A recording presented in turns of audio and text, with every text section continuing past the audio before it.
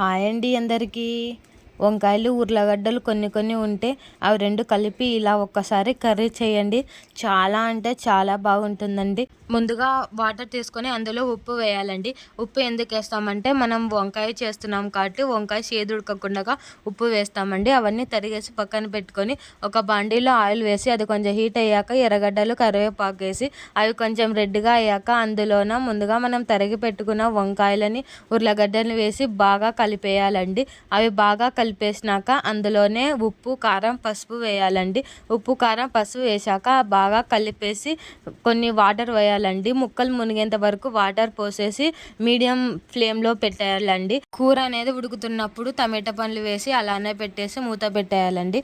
ఎల్లిపాయ గడ్డ తీసుకొని అది బాగా పొట్టు లేకుండా ఒలుచుకొని బాగా దంచుకొని అందులోనే కొబ్బరి, ధనియాల పొడి వేసుకొని మెత్తగా దంచుకొని దీన్ని కూరలోకి వేసుకొని దాంతోపాటు అల్లం వెల్లుల్లి పేస్ట్ వేసుకొని కూర అనేది బాగా ఉడికినాక చివరిలోనే కొత్తిమీర వేసుకుంటే ready. Thanks for watching this video.